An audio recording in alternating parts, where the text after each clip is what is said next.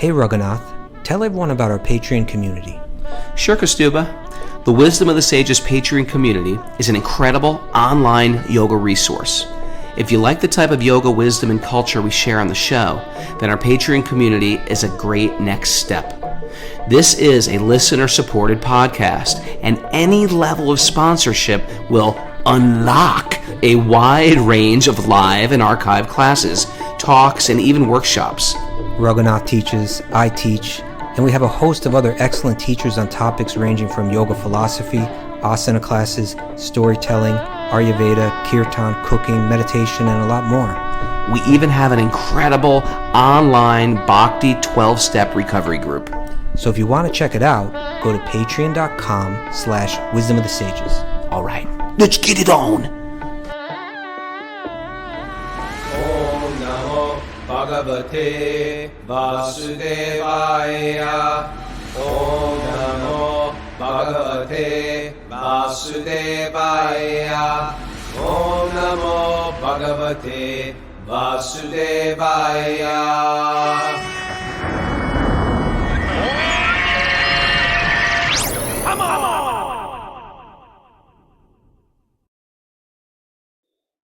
Live from Super Soul Farm, this is Wisdom of the Sages, a daily yoga podcast with your host, Raghunath, and co-host and senior educator at the Bhakti Center in New York, Kastuba Das. Welcome to the show, everybody. It's Wednesday. We don't have a walk on Wednesday for today. Oh, we didn't even think about it. I was thinking about those firemen. Oh yeah, we got to get the firemen on. Next Wednesday, we want the firemen on. Joe Sabo, Connor, what the fire? South The Jersey, Wisdom of the Sages. Wisdom of the Sages firemen posse next Wednesday. You got that, guys? All right. They're giving thumbs up now. They're on Zoom anyway. All right. Hi, Bill Kostuba. How are you? Hi, bro. All good? Everything's good over here. It's a rainy day in Mayapur, but it's kind of cozy. It's kind of nice. It's snowy up here. Yeah. Yeah. I woke up to snow. Did you notice that, Mara? No, I didn't even look outside. You didn't look outside yet? It's snowing away out there. No, wow. I didn't see. I know. I noticed that the Breville hot sandwich maker is no longer under the tree. Did you guys break that out early? What's going on here? Some of the Christmas presents you got to break Did you out a really? little bit early. You Yes, we broke that did. thing out early. You Yes, can't we do did. that. It's Oh, like yes, we weeks can. early over here. It's not like Christmas Eve or something. You know what? It's like Got we're hungry? leaving for India right afterwards, and we're hungry now. You're not going to wait until March for a hot sandwich. There's something about like a hot sandwich makes the thing like 100 times better than a cold sandwich. Probably far more digestible. Think so? Unless it's like melted cheese, then it's like less digestible. Yeah. We melted some. Marisol looking over there that. like, yeah, it was melted cheese. Oh, you the sandwich police? Back off my hot sandwich, sir. Trying to help you over here. Oh man. I have no news. I have nothing. Ever have one of those days just like I have nothing today. It's a tough day, Rogan. I can feel it. I'm having a tough day. I'm having a tough. I had a tough night last night. All right. And I'm having a tough morning today. We're gonna see where it goes. Sometimes things are tough. Let's see where it goes. Okay. Check in with Mara. Okay. Do that. Yeah, Hi, Mara. We have some back to recovery group meetings today at 1 and 9:30 p.m. Eastern time. All right. That's it. Yep. Winding up all our courses for January. If you're interested, it's the last call. Last call for anything 300-hour wisdom training, kirtan training. And sure enough, I'm getting all these last call messages.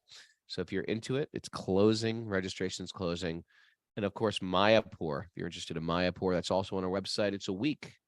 Bust out for a week. Go to India. Hang out in beautiful Mayapur. It's a great little simple pilgrimage. Not too much hectic travel. We park it and we go to all the holy places in Mayapur, led by me and Kastuba, and even Miss Mara is going to be there. And a lot of our favorites are showing up for that. And I just wanted to give a big shout out and thank you because people have been coming forward for Patreon because that's how we're supported. It's a community supported podcast. And if you like what we're doing, you get something out of it. You can help by supporting anything you want monthly, anything. You go to patreon.com/wisdom of the sages. And I just want to put a big thank you because we love doing this and we couldn't do it without your support. Thank you. All right. Here's a, you picked a nugget by Yeah. D.H. Lawrence today. Are you familiar with D.H. Lawrence? Yeah, I read Lady Chatterley's Lover. Did It was you? very philosophical and very racy. Racy. He- I had no all idea. it- I might not have chosen it if I oh, knew it he's was. very racy. His books got banned for a while. Did they? Well, Yeah, he's for best known. obscenity. He says some bad words in there Yeah. that we can't even repeat on the show, and that wasn't, it wasn't cool. That even he was banned in like in 1959 by they got taken to court by they Well, won the case. apparently he's best known for his novels Sons and Lovers, The Rainbow, Women in Love, and Lady Chatterley's Lover. And in Yeah. these books, he explores the possibilities for life within an industrial setting. In particular, Lawrence is concerned with the nature of relationships that can be had within such a setting. Yeah, it was sort of Racy. racy for the time. Racy relations, apparently. Now, yes, Okay. but I like this quote you pulled. Okay, let's hear it. Tragedy is like strong acid. It dissolves away all but the very gold of truth. Oh, okay. Tragedy is like a strong acid. It dissolves away all but the very gold of truth. And I was trying to understand that analogy because interesting, similar. Yeah, you go ahead. How do you get to you get to gold?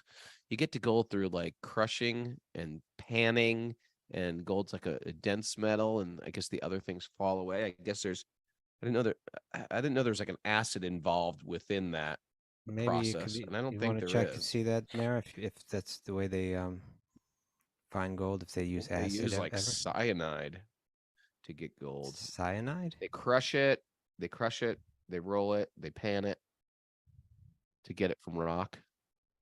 Anyway, but tragedy is like a strong. I understand the point. There's something very essential underneath the trivial, and not even the trivial, but the things that we hold as valuable.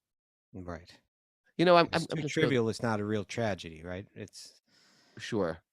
Mhm. I think I'm just going through some personal pain, some personal Saturn period, where it's like things of this world that we value get sort of just get chopped and hacked and stripped away from us.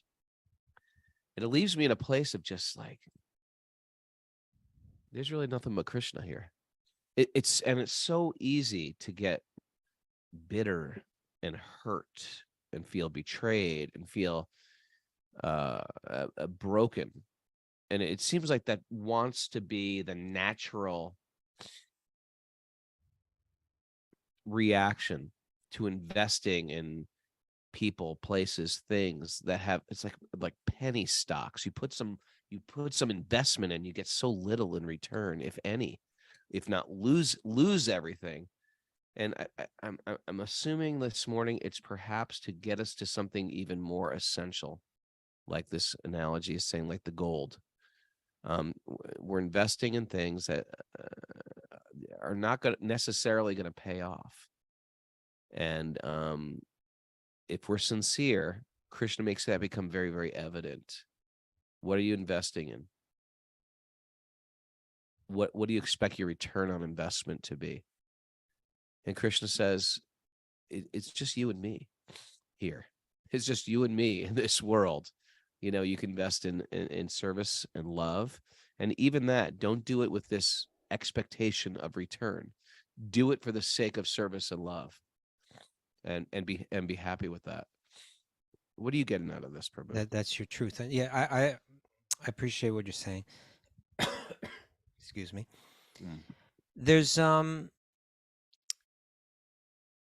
is something very raw about this, and I think it's something that a spiritualist that has this perspective, they feel that rawness. That it's kind of it can leave one feeling like stripped bare, but grateful for it in some way. And I think this is something that fascinates me a bit, just thinking in this way, like thinking about like right now, we've got 89 people about altogether. If you counted everyone, we got about 100 people here together this morning, right? Live on Zoom. Yeah. And we're all, I mean, I don't want to try to sound all like I'm sugarcoating things or something like that, but in one sense, if you ask me, pretty much everybody in here, if they're getting together for this purpose, from my perspective, they've evolved. If they even have an interest in this, if they've taken an interest in the Srimad Bhagavatam, the very cream of all of Vyasa's works, and they want to wake up early and hear it in the morning, to me, it's an indication that they've evolved. They're approaching something very special in the history of their evolution, right? Which could take place over the course of many lifetimes, you know. And if we could look at our evolution, if we could somehow zoom out and see a film of it, it would be very interesting to see what we go through, the ups and downs. And our thing is, it's like we only have, it's like we can only look at one cell of our life at a time practically, or maybe zoom out a little bit and get a little bit broader perspective. But what if we could really broaden that perspective? Now, the story that we're reading in Bhagavatam right now is an interesting one. Again, in this whole canto, there were 3 different narrations, which are each illustrating the same point, which was the superiority. There was a conflict between those whose bhakti was mixed with material desire. They were in conflict with those who had pure bhakti. And, you know, the first conflict was between the Yamadutas and the Vishnudutas. Second conflict was between Narada and Daksha. And the third conflict was between Indra and Vritrasura. Vritrasura here being born in the demoniac lineage, but somehow in the entire canto, he's the one with the deepest expressions of bhakti, with the most evolved, expressing the most evolved sentiments, the most evolved love. How is that possible? He's a demon. He was born in the demon lineage. He looks like a demon. He fights like a demon. He fights against the devas.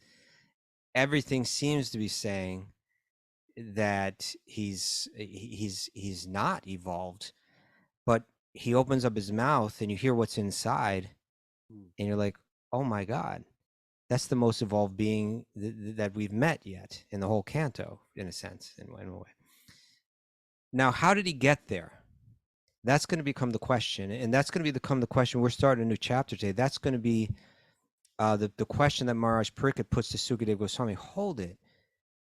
I know about their lineages. I know about the people born in those lineages. Generally, they're dead set against Vishnu. They're selfish. They're cruel. They're narcissistic. How did this demon-born character? How did those beautiful evolved devotional sentiments come out of him? And what Sukadeva Goswami is going to do is going to say, let's zoom out and let's look at past lives and let's see how he got there. And where does it start? It starts with tragedy, right? We're going to hear about a tragedy that Vritrasura had in a previous life that gave birth to his spiritual evolution. And it makes me wonder how many stories are like, what percentage of our stories are like that? Maybe all of our stories are like that, you know, that they're kickstarted by tragedy. You know, and we talk a lot about, on this show, we talk a lot about like struggle. And struggle is one thing, but like tragedy is like a whole nother level. And, you know, a whole nother level of pain in this world. What's its purpose? What's its meaning? And if we could see, if we had the ability to zoom out and see, oh, look at this. This seems to be a common theme, that spiritual growth is born not even just out of struggle, but out of straight on tragedy. How do we grow through that? How do we understand ourselves better? How do we understand our spiritual practice? How do we become better agents of spiritual outreach and kindness and so on? And there's so many with that understanding. So many stories of, you know, if these were ordinary people, the tragedy would bury them. And so there's so many stories of people, they're going through their tragedy, they're going through their loss, they're going through their humiliation, and they're actually glowing. They're like shining. It's like, Yeah. oh, wait a second. Where do you find literature that glorifies being like completely broken and broken down to your lowest ingredients, and you find some joy and some hope there? It's actually it's actually real hope.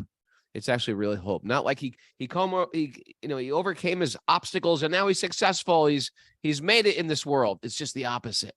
The whole material house of cards collapses, and the world sometimes turns against him.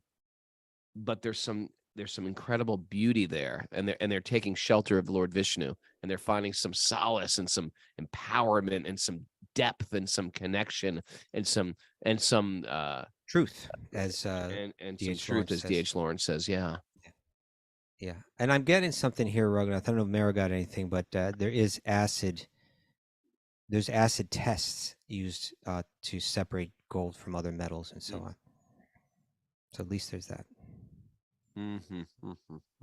So it's in one sense it's a long chapter, but in another sense we might even be able to read through it all today, because it's a simple storyline that we're going to hear with a couple important details dropped in different places.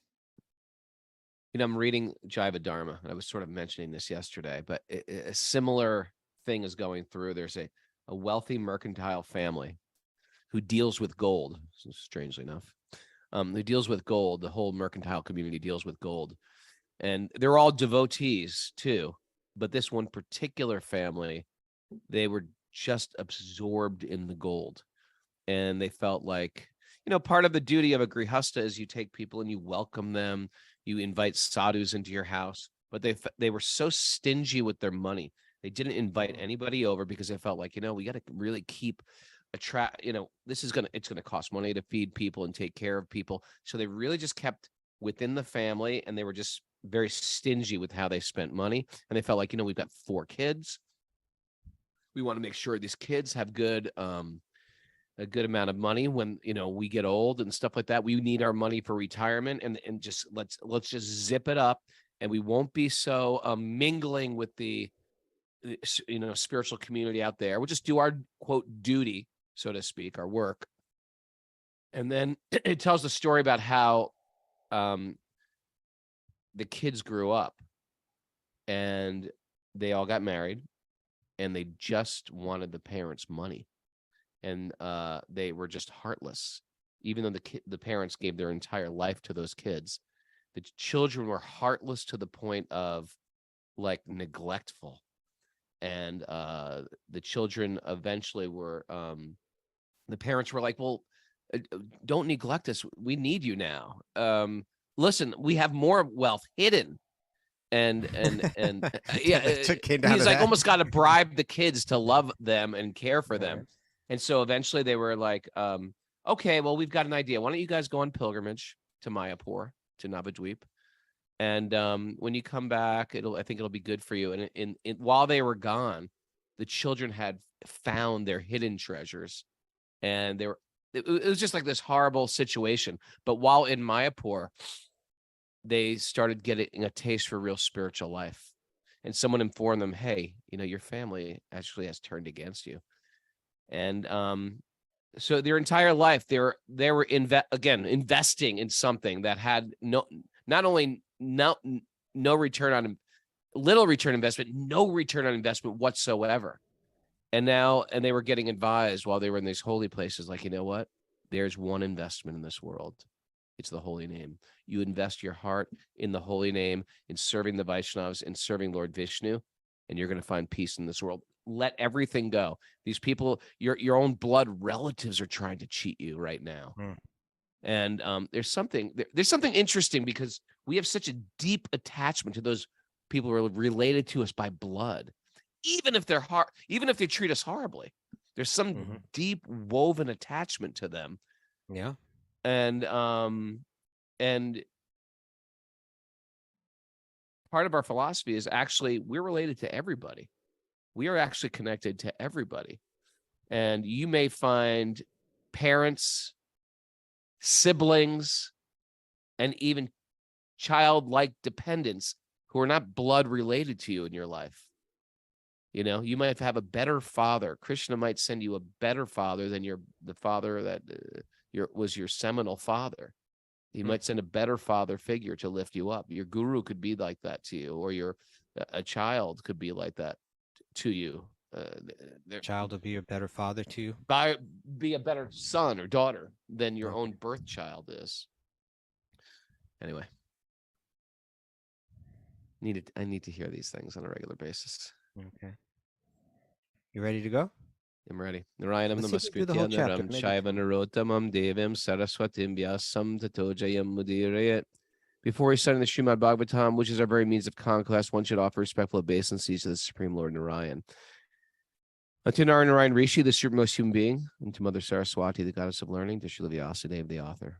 Nasta priyeshu bhadreshu nityam bhagavat sevaya bhagavati uttama bhaktir bhavati naishtaki, by regular attendance in classes in the Bhagavatam, and by rendering service to the pure devotees, all that is troublesome to the heart will become eradicated, and loving service to the Supreme Lord, who is praised with transcendental songs, will be established as an irrevocable fact. Om Jnana Timarandasya Jnananjana Shalakaya Chaksurunmidatam Yena Tasmai Shri Gurave Namaha. I was born in the darkness of ignorance, and my teachers are opening my eyes with the torchlight of knowledge. I offer my obeisances at their lotus feet. Reading from the Srimad Bhagavatam, Canto 6, Chapter 14, Text 1. Titled? King Citraketu's Lamentation. Okay, King Citraketu. This is the character we're going to find out. Who's King Citraketu? That's Vritrasura, previous life. Okay, Text 1. King Cricket inquired from Sukadeva Goswami. Right, they're the narrators. O learned Brahman, demons are generally sinful, being obsessed with the modes of passion and ignorance. How then could Vritrasura, having attained such exalted love for the Supreme Personality of Godhead, Narayan? Good question. Yeah. It's also a good way to spot a demon or your own demonic qualities. If you're we're obsessed. If you're obsessed with the modes of passion and ignorance, you should understand You may be a demon. You may be a demon or have a lot of demonic qualities. We change because we're not eternally a demon; we're eternally spirit. In this material world, demigods situated in the mode of goodness and great saints, cleansed of the dirt. This is so good. Cleansed of the dirt of material enjoyment, hardly ever render I'm going to because it's such a good verse. Sorry. Demigods situated in the mode of goodness and great saints, cleansed of the dirt of material enjoyment, hardly ever render pure devotional service at the lotus feet of Mukunda. Therefore, how could Vritrasura have become such a great devotee? So they're saying even these great saints Rarely can practice pure devotional service. Right? And yet, here was this parent demon. In this material world, there are as many living entities as atoms. Interesting to think like that. Amongst these living entities, a very few are human beings. And among them, few are interested in following dharmic principles. Okay. So interesting, huh? Out of this huge demographic of humans on this earth, don't expect everybody to be devotees. Just a little handful are going to be attracted to this. O best of the Brahmanas, Sukadeva Goswami, out of many persons who follow Dharma, only a few desire liberation from the material world. A lot of them do it to enjoy the material world better. Yeah. Among many thousands who desire liberation, one may actually achieve liberation, giving up material attachment to society, friendship, love, country, home, wife, and children, and husbands. And amongst the many thousands of such liberated persons, one who can understand the true meaning of liberation is very rare. Again, we have these nuances of spiritual life. O great sage, amongst many millions who are liberated and perfect in knowledge of liberation, one may be a devotee of Lord Narayan or Krishna. Such devotees who are fully peaceful are extremely rare. Okay. So he's just doing the math. He's just doing the math here, yeah. Vritrasura was situated in the blazing fire of battle and was an infamous sinful demon, always engaged in giving troubles and anxieties to others. How could such a demon become so greatly Krishna conscious? That's the question. My dear Lord, Sukadeva Goswami, although Vritrasura was a sinful demon, he showed the prowess of a most exalted Kshatriya and satisfied Lord Indra in battle. How could such a demon be a great devotee of Lord Krishna? These contradictions have caused me great doubt, and they have made me eager to hear this from you. Sukadeva Goswami said, after hearing Maharaj Parikshit's very intelligent question, Sukadeva Goswami, the most powerful sage, began answering his disciple with great affection. Sukadeva Goswami said, O king, I shall speak to you the same history I have heard from the mouths of Vyas, Narada, and Devala. Please listen with great attention. So those are high-level A-list sages he's heard from. A-list sages, he's about to pass it down, and we're about to pass it down to you. We're about to hear it and pass it on. This is how this whole system works. O king, in the province of Surasen, there was a king named Citraketu who ruled over the entire earth. During his reign, the earth produced all the necessities. This Citraketu had 10 million wives. But although he was capable of producing children, he did not receive a child from any of them. By chance, all the wives were barren. Now, on this point, Raghunath, I wanted to share something from Srila Jiva Goswami. Yes. And perhaps more than anyone, Srila Jiva Goswami is that great sage who stepped forward to really help us understand the significance of Srimad Bhagavatam, what it is, what is its position amongst all the works of Vyasa, what it reveals, how it speaks to us. And he made this comment. He said, there's the Vedas, there's the Puranas, and then there's what's called Kavya, or poetic works. And he says that each of these three instruct in different ways. He says the Vedas, they instruct in like an imperative voice that's like a ruler, right? Like a ruler doesn't have to explain themselves to you. A ruler just tells you what to do, and it's expected that you don't question, you just follow, like that. The Puranas instruct more like a friend, meaning that they use stories. A lot of times the Puranas are told like there's a story with a moral kind of that comes at the end. There's logic that's involved. Things are like, you know, your friend might say, what do you mean by that? And then you got to explain what you mean by that. And you got to, you know, you have to hear them out, and there's some convincing and so on going on. So again, it utilizes stories and moral conclusions and reasoned explanations and things like that. So the Vedas, they instruct like a ruler, and the Puranas instruct like a friend. But the Bhagavad Purana, the Srimad Bhagavatam, it also instructs like Kavya. Kavya, the poetic literature, it says it gives counsel like a beloved woman who may use sweet words or speak in indirect ways, like you communicate in something. It makes it actually more, in a sense, deeper or more beautiful, your message, if it's spoken not necessarily precisely, but that there's an aesthetic kind of element to the expression. And Jiva Goswami says that the Bhagavatam utilizes all three of these types of instruction. So with a verse like this, when we hear that he had 10 million wives, it could be that it's speaking in some way that's more poetic here.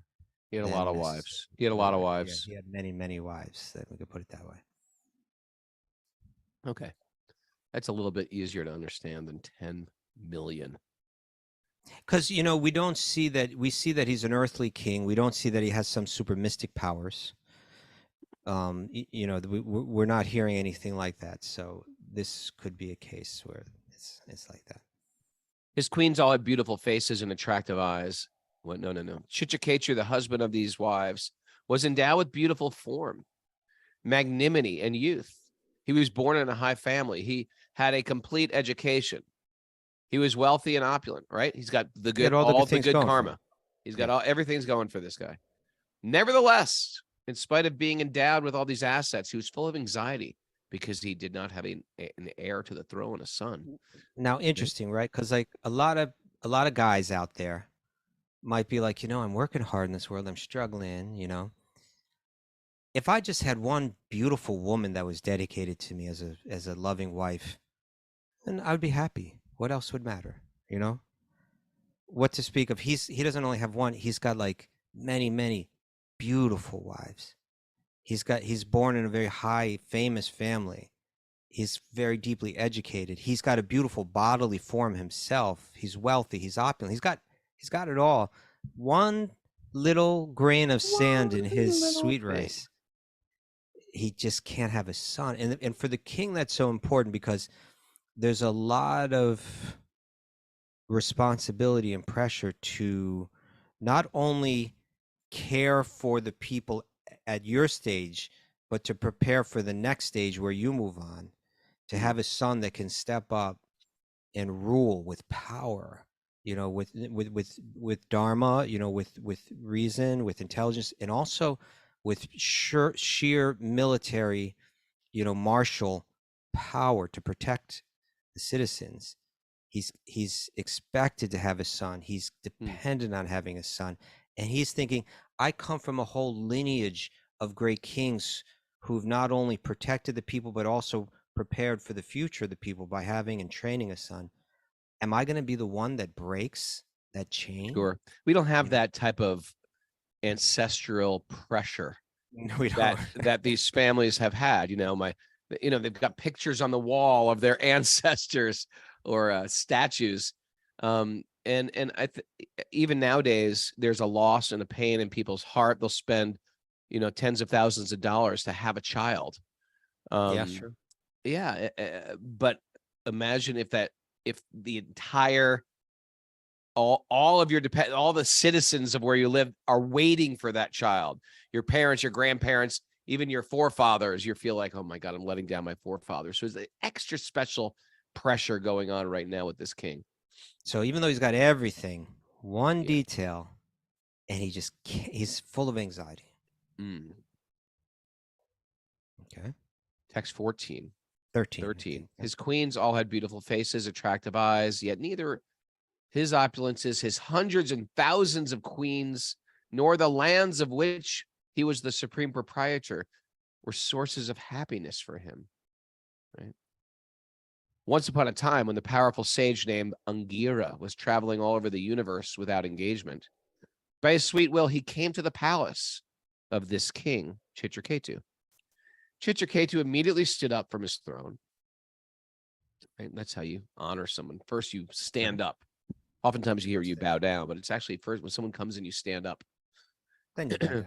He offered drinking water, right? That's another thing you do. Someone comes in, hey, can I get you a glass of water? Consider it. We got to relearn culture nowadays in Kali Yuga. Welcome. Would you like something to drink? He offered drinking water and eatables. What can I make you? I'm going to make you some pizza. I'll make you some pizza. Hot You're sandwich vegan? thing we just got. I got a hot sandwich grill. I'll grill you up something. And in this way, performed his duty as a host to a great guest. Right? That's a big part of Vaishnav culture. We become expert at hosting.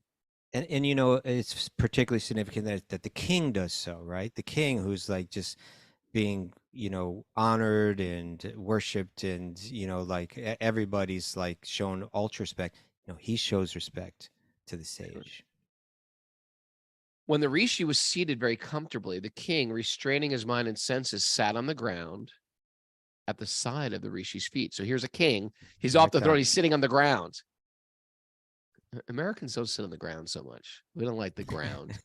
We're like, I don't like the ground. No, that's what I love about India. People just sit down, lay down. It's just a thing. We'll buy some clothes. Come on in here, sit down. Sit down. On the ground. I know. Whenever you go to a cushion laid shop out in here. Vrindavan, they're like, sit down. They just sit down. They slap the floor. And the shopkeepers are all sitting down. O king, when Citraketu bent low in humility, when King Citraketu bent low in humility, was seated at the lotus feet of the great sage, the sage congratulated him for his humility and hospitality. Right? Thank you. You're Appreciate really this. thoughtful in how you received me. I Yeah. appreciate The it. sage addressed him in the fall. Right? He's a great king. He doesn't have to sit on the floor for anybody.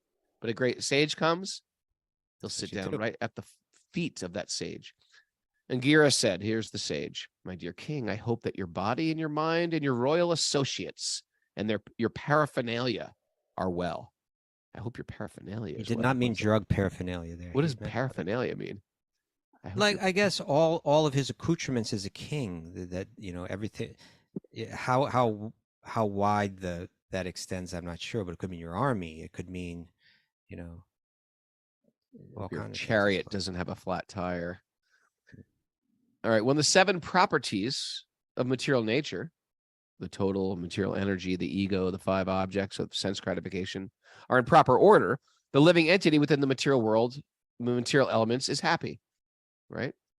Without these 7 elements, one cannot exist. Similarly, a king is always protected by 7 elements. Maybe this is the paraphernalia. His instructor, his guru, his ministers, his kingdom, his fort, his treasury, his royal order, and his friends. Okay, that's what he meant by his These are like the paraphernalia. strategic objectives that you need to keep an eye on in order to maintain this kingdom. Are they all in order? Is everything okay? That's all in order, but I'm still not happy. What is it? Tell me. O king, O lord of humanity, when a king directly depends upon his associates and follows their instructions, he is happy.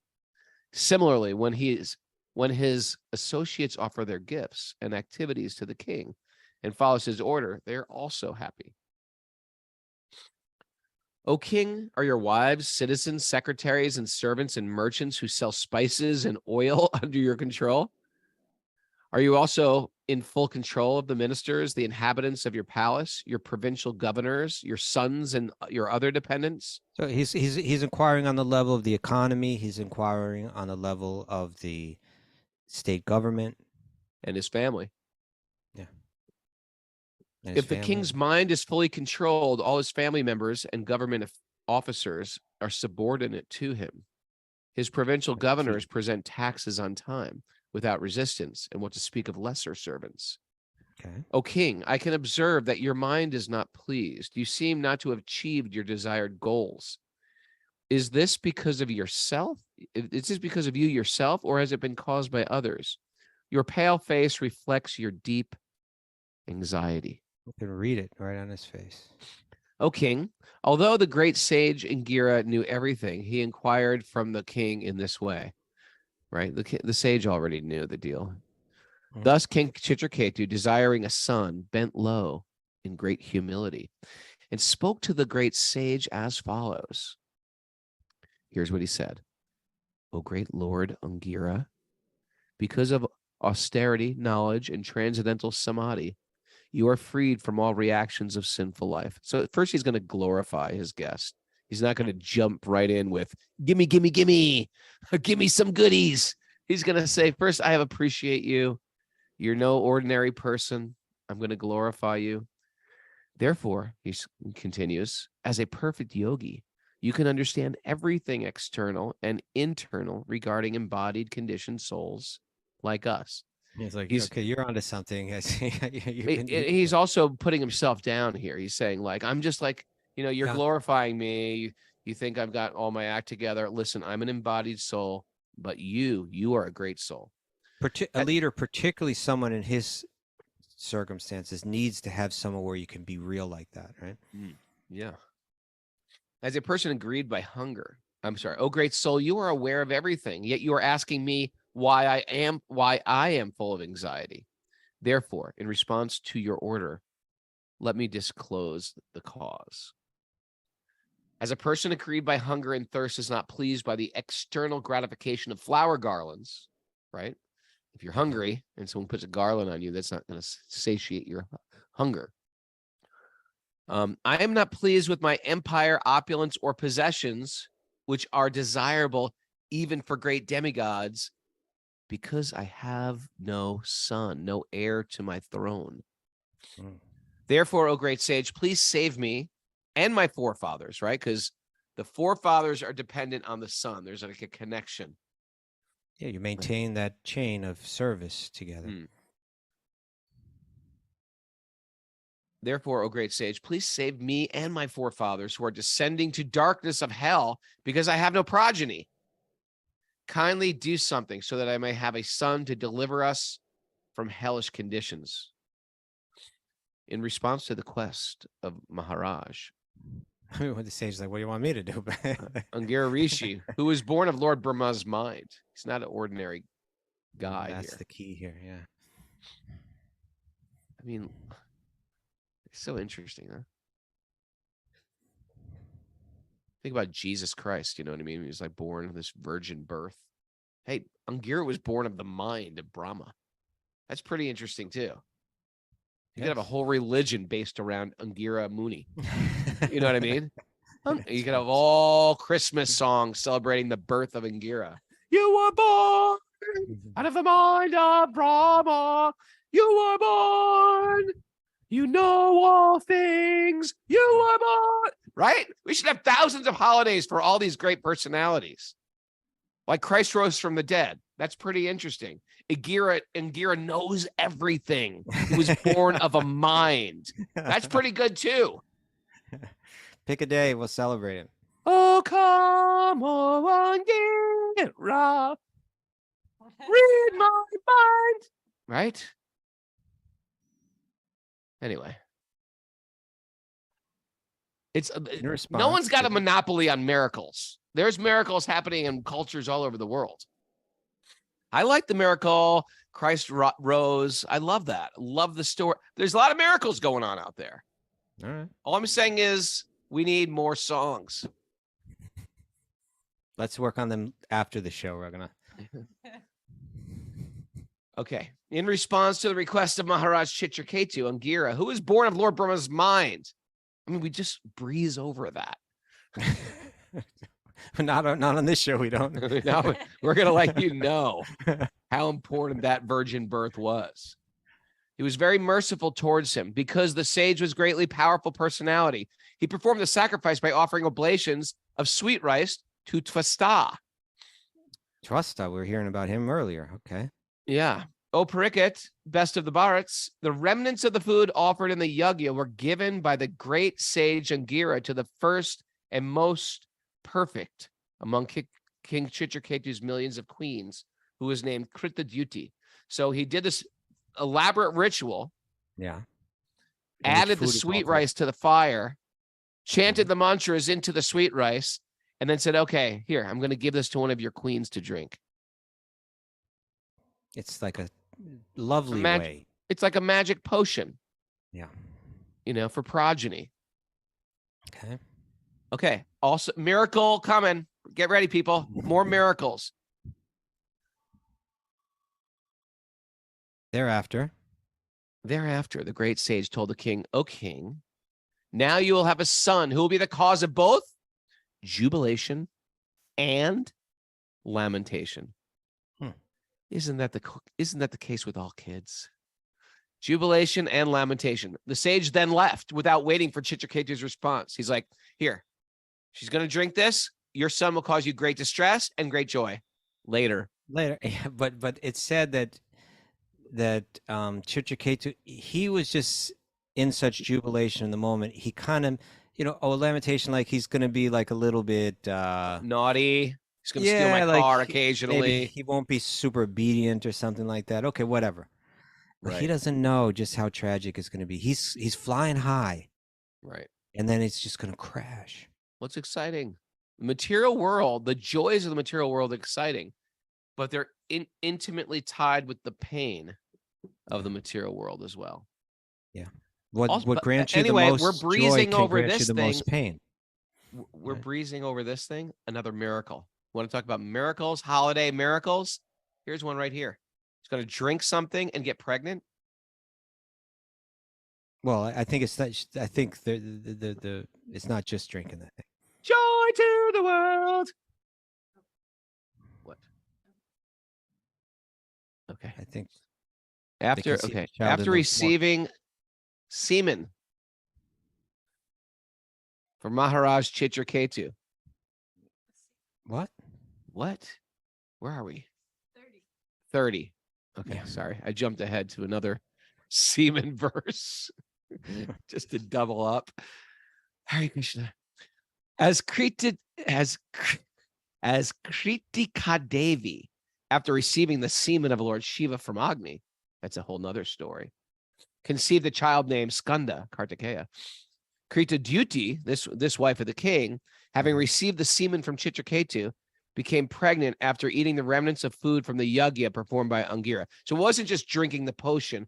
It's drinking the potion and then conceiving. In a more conventional sense. Then yeah. conceiving, yeah. So it's sort of like a special fertility Tonic. drug you're taking, this sweet rice. After conceiving, we'll just leave it at conceiving, Maharaj Chitraketu, the king of Surasen, King Kritradyuti gradually developed pregnancy. She became pregnant, O king, just as the moon develops during the bright fortnight. Okay. Thereafter, little in due more. course of time, a son was born to the king. What? It's a miracle. It's a miracle. Hearing news of this, all the inhabitants of the state of Surasen were extremely pleased. King Chitraketu was especially pleased. After purifying himself by bathing and decorating himself with ornaments. What kind of ornaments? I guess earrings. Yeah, kind of jewelry and stuff. He engaged learned Brahmins in offering benedictions to the child and performing the birth ceremony. It's a whole thing. Unto the Brahmins who took part in the ritualistic ceremony, the king gave charity. That's part of, you have a baby, you give charity. He gave golds. Give him right. blessings. Yeah, you want blessings of the saintly people. He gave charity of gold, silver garments, ornaments, villages. He even gave some horses away. And he gave an occasional elephant as a gift. Imagine that. He's sitting at home. As well hey, as the king's got something for you. It's a baby elephant. Thank as you. well as 60 crore of cows. That's a lot of cows. Not lakh, crore. It's a crore. As a cloud indiscriminately pours water on the earth, the beneficent king. Beneficence. It's like benevolent. Beneficent. King Chitraketu. Beneficent. Beneficent. Beneficent. Beneficent. We say Beneficent. I don't think I've ever said that word. The beneficent King Citraketu, to increase the reputation, opulence, and longevity of his son, distributed like rainfall all desirable things to everyone. He's just giving charity for blessings and good fortune. When a poor man gets some money after great difficulty, his affection for the money increases daily. Similarly, when King Citraketu, after great difficulty, received a son, his affection for the son increased day after day. It's not like this was like an unwanted child and it's like, oh man, you're pregnant. It was Very like, I wanted want a child. kid so bad. Right? And now I got this little baby. So excited about this baby. I want everybody to, in America, they give out cigars. It's a boy. And it's a boy. Here they give out cows. He's giving out baby elephants, cows, gold, silver jewelry. As King, the mother's attraction and attention to the son, like that of the child's father, excessively increased. Happens. The other wives, seeing the queen, Kritaduti's son, were very much agitated, as if by high fevers, with a desire to have sons. So they all of a sudden here, the other background, queens, right? The background music changes right here. Yeah, it's like the Yeah. organ plays. Everybody's happy. The citizens are happy. The king is happy. King Krita Duty is happy. Everybody's happy except the other queens. They feel a little neglected. Let's They hear don't more have about son. that. They don't have a son. Why can't I drink the magical potion? Does he like her better? It becomes envious, competitive, Gets a little dark here. bitter. It gets really dark. It's going to here. get real dark real quick. Mara knows this. She's like, oh yeah, Oh yeah. I know what these ladies are up to.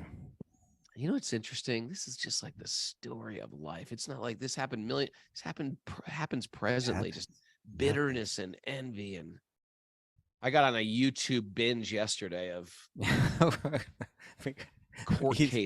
court cases sentencing people to life imprisonment.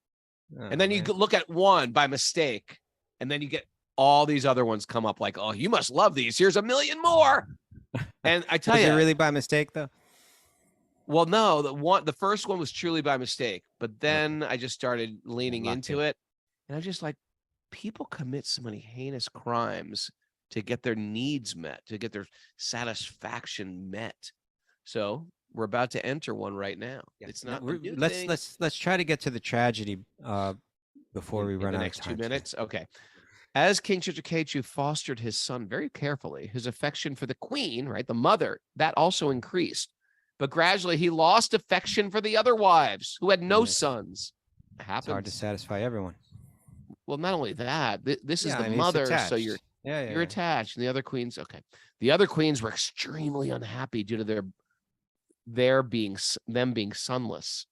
Because of the king's negligence towards them, they condemned themselves in envy and lamented. A wife who has no sons is neglected at home by her husband and dishonored by her co-wives. Exactly like a maidservant. Certainly such a woman is condemned in every respect because of her sinful life. So they're taking like sort of responsibility. I've done some sinful thing. Now I don't have a child. I feel useless. I feel nothing. I feel I'm no better than my maid. Even maidservants. They're living in great opulence. You know, they have so many advantages in their life, but because of one thing, sure, everything seems dark. Even maidservants who are constantly engaged in rendering service to the husband are honored by the husband, and thus they have nothing for which to lament. Our position, however, is that we are maidservants of the maidservants. Therefore, we are most unfortunate. Like even the people working for me, they have kids, they have family that love them. Right. Being neglected by their husband and seeing Critiduti's opulence in possessing a son, Critiduti's co-wives always burned with envy, which became extremely strong. So they're furious now. They're just sitting there. Whoa, why me? This is so unfair. That's a common mantra that comes up a lot. This is so unfair. If you're living in the material world, you will say this mantra, and you should understand you're in Maya. Okay. As their envy increased, they lost their intelligence. That's what happens when we become envious. Being extremely hard-hearted and unable to tolerate the king's neglect, they finally administered poison to the son. They thought of a way, right? What is the source of all their pain? This little kid. Boy. Innocent little boy. We could just get rid of the kid. We'll be happy again. No. What?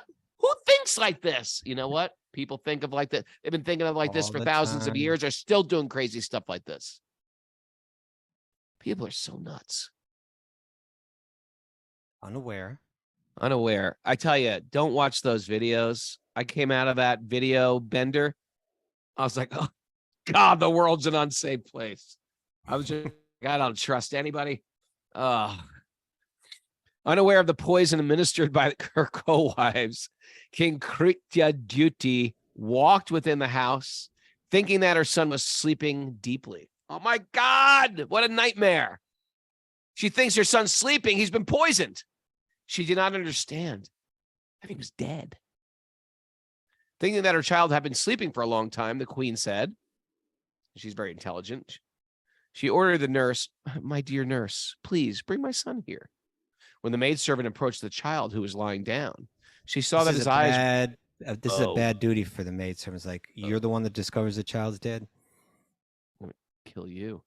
When the maidservant approached the child who was lying down, she saw that his eyes were turned upward. That's the sign That's of the death, horror right? moment in the Eyes film, are open, but oh God. Imagine seeing this. Hare Krishna. Oh, Krishna. We should do a drama of this.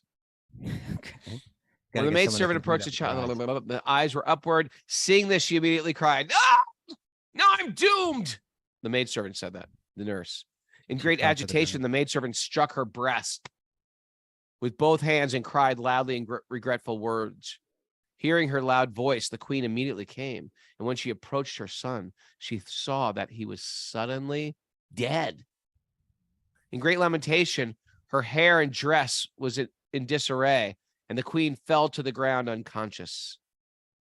O king, hearing the loud crying, all the inhabitants of the palace came, both men and women. Being equally aggrieved, they also began to cry. Like everybody, it's a whole scene in this bedroom. The queens who had administered the poison, they also cried, "Oh no! Oh, what happened?" Playing real dumb. Terrible.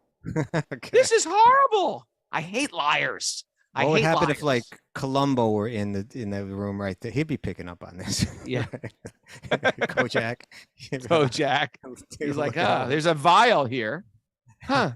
The vial seems to be in the hand of one of the co-wives. Anybody seen this vial before? Who knows what this vial is? He puts a little to his lips. Ooh, bitter. Okay, where are we? We're not going to finish this. We're not. I mean, we could if you just read right through it. We could. 7:02. It's 7:02. There's too much to comment on. Let's stop with some takeaways. All right. I got a. We got to the tragedy. I got a kid. Just a reminder. Sorry, school. To everyone, this is the tragedy that becomes the stimulus for the spiritual evolution of Citraketu, who will eventually become Virtuosura. It's a tragedy. When the sun, it's a tragedy. Who does that song? Bee Gees. The Bee Gees. Okay. What are they saying? I'm gonna look that. It's a tragedy. Bee Gees lyrics tragedy. Okay. It's not. Mara, takeaways, please. Takeaways. There's nothing but Krishna here. There's nothing but Krishna here. I don't remember that one. How'd that come up? It's a tragedy when the feeling's gone and you can't go on. It's tragedy when the morning cries and you don't know why. It's hard to bear. With no one to love you, you're going nowhere. Oh my God, what a meaningful song. I never knew that. Go on. Tragedy can kickstart our spiritual evolution. When you lose control and you got no soul, it's a tragedy. When the morning cries and you don't know why, it's hard to bear. With no one beside you, you're going nowhere. There's real hope and beauty in material collapse. Invest your life and heart in the holy name. Okay. The material world always puts some sand in your sweet rice. Just a little bit ruins everything.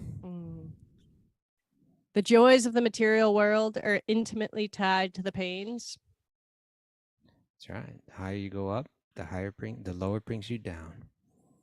Don't let envy hijack your intelligence. Mm-hmm.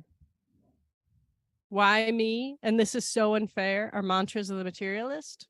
Ooh. I'm reading these lyrics still. I know, but I'm trying to cue up the song. And there's depth in the Bee Gees. How about that? Okay, there's depth in the Bee Gees. And the Bee Gees were great thinkers, great philosophers of our time. And nobody has a monopoly on miracles. No. Let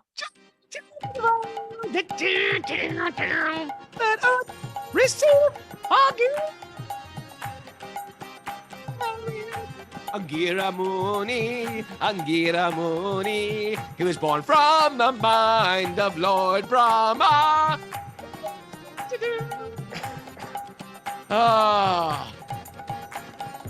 Away in Brahma's mind, far from his thoughts. Little Angira Muni was born in the hay. I'm going to rewrite all these Christmas songs with sages, stories of sages and their miraculous birth. Drinking the sweet rice, Happy holidays. To drink the sweet rice and the baby is born. Huh? Stuba?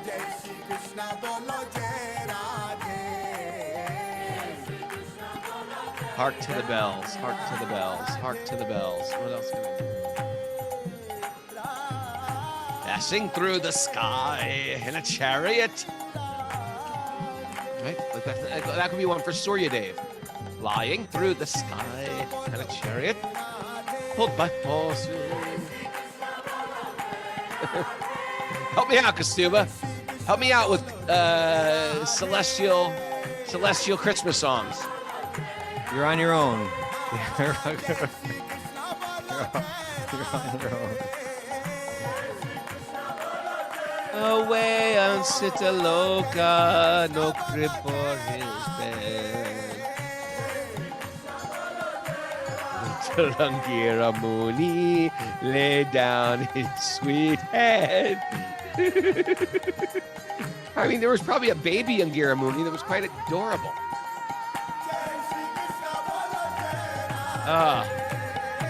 Okay, I'm doing the show tomorrow live from my mom's house. Okay. Yeah. See if I can wake her up, get some words of wisdom, holiday wisdom from her.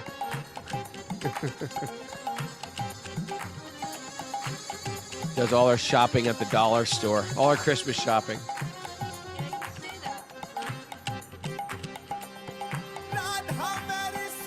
Karina wants to know how my mom is. 97. She's 40 years older than me. That's how you'll know my age and my mom's age forever, Karuna. Vasudev is coming to town.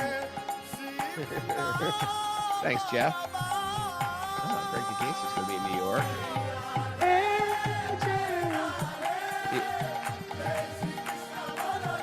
Christmas, Wisdom of the Sage's Christmas album. Let's do it, Kastuba.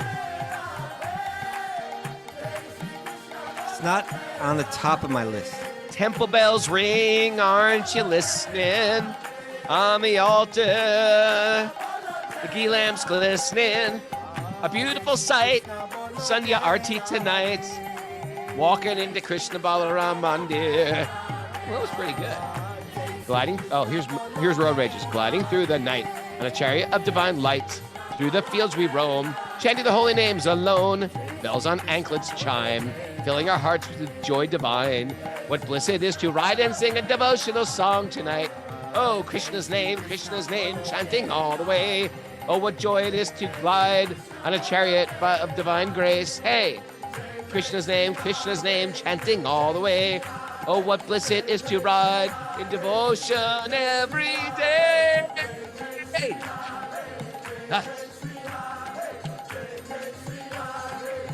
Pretty good. How'd you think of that so quick?